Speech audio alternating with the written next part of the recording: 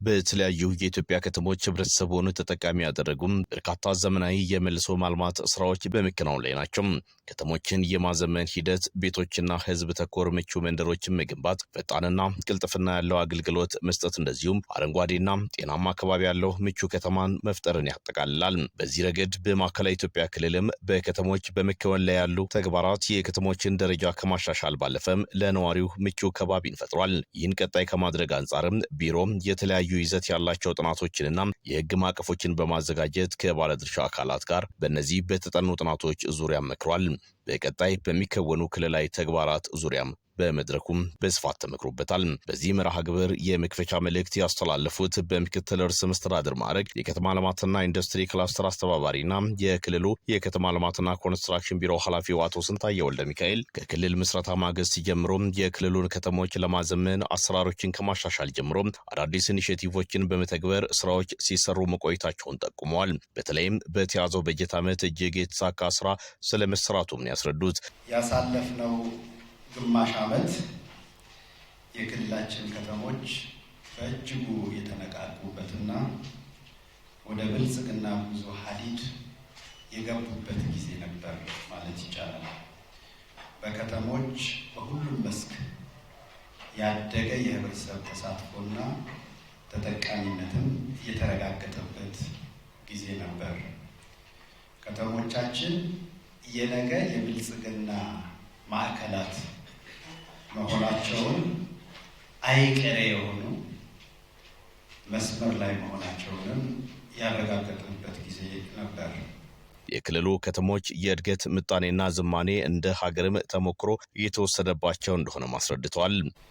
በሀገር አቀፍ ደረጃ በተካሄደው የኢትዮጵያ ከተሞች ፎረም ከክልላችን 5 ከተሞች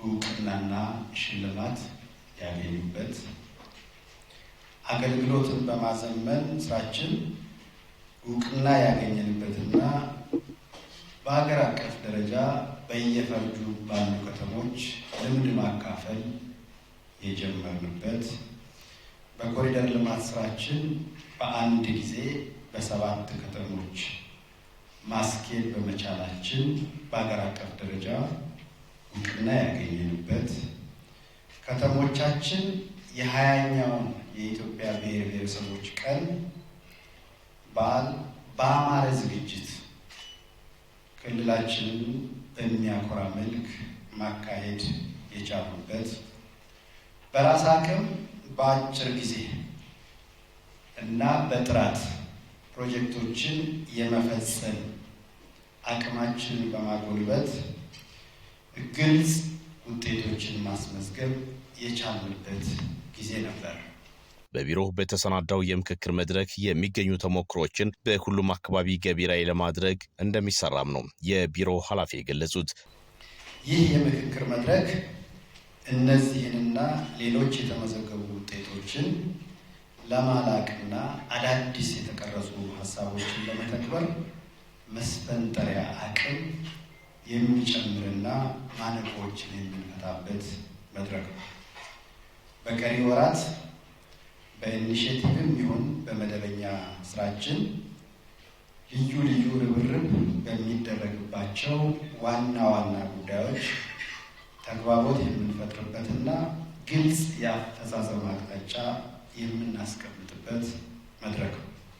በአፈጻጸም ሂደት ይገጥሙና ይነሱ የነበሩ የህግ፣ የአሰራር፣ የመዋቅር፣ የአደረጃጀትና የሰው ኃይል የተመለከቱ ተግዳሮቶችን ለመቅረፍ ያገለግላል።